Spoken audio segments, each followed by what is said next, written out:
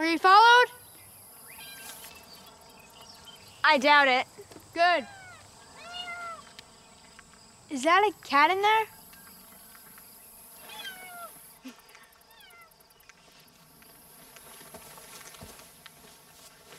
Can you read a map? Uh-huh. I do cartography. I feel we should go halfway today and halfway tomorrow since you're a less experienced hiker and you're wearing Sunday school shoes. They're not really Sunday school Here. shoes. Oh, thank you. Here's where we are right now. I'd like to pitch camp here by 1600, which means 4 o'clock. How's that sound? Fine. You want some beef jerky? Okay. Let's go.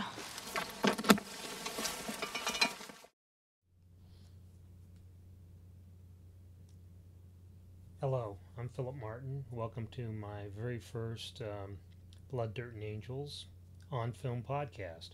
We may make this a weekly event. We'll see how it goes.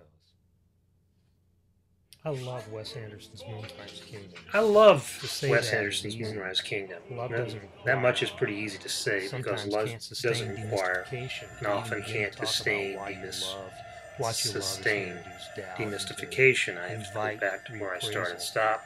And most of us tend not to think too much about that, what makes us happy. But, as people remind me every week, I'm generally compelled to, or at least expected to try to write about movies regardless whether they make me happy or not. And I can admit to not loving some of Wes Anderson's movie. I thought The Darjeeling Limited was a little heavy-handed and underbaked, and I admired The Life Aquatic with Steve Zissou when I first saw it, but I can't tell you what it's about now. It felt inchoate and melancholy, a movie that hinted at a meaning that it couldn't bring itself to express. Now, some people would say that makes it a bullshit movie, and maybe they're right, and maybe what I perceive as well-intentioned and articulate mumbling is only arrogance disguised. You could say that, people do, and people who hate Wes Anderson movies have that right. Call me an apologist if you have to, but I don't think Anderson does much cynically, in that while his movies may from time to time overrun the filmmaker's ability to cogently express the emotional melange that compels him, he's just being as honest with us as he can. Now, as you've no doubt heard, Moonrise Kingdom is a love story about two misfit 12-year-old children. Are there any other kind of 12-year-old children? Any other kind of children? Sam, Jared Gilman, an orphan boy who abandons his khaki scout troop, and Susie, Kara Hayward, a moody girl who primarily views the world through the remove of her binoculars, who these two elope in the summer of 1965 just as a terrible storm is brewing down on their New England town, which is on an island that Anderson calls New Penzance, which may be an allusion to the Pirates of Penzance and the Cornish village of Penzance. The Pirates of Penzance, you may remember, also had an orphan in it. Their disappearance forms a when we do that, guy, I want you to look prompts the around like formation what is of everybody talking about? search parties. You look Sam's around fellow out this way. scouts What- collect what's their going on? weapons, he's a fugitive, Somebody seems to be while calling on me. Susie's attorney parents, Bill Murray and Francis McDormand, prevail upon the local law enforcement in the person of Captain Sharp, Bruce Willis, to track down their girl. It doesn't take long between connections between the two kids are uncovered, and Sharp makes common cause with Scoutmaster Ward, Edward Norton, and they try to bring Sam and Susie home. The trajectory of these characters is important. The story is important. Sam and Susie are very serious about their love. They can't articulate its reasons. But the grace of Anderson's filmic grammar is reason enough to watch.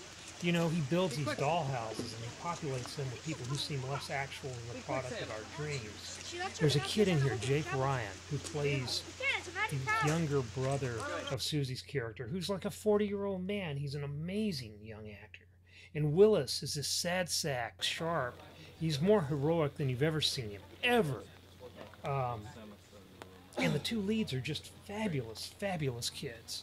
They just see utterly naturally, utterly fit into this dream world that Anderson's created, that you couldn't imagine coming out of any other director's head. These aren't people we know.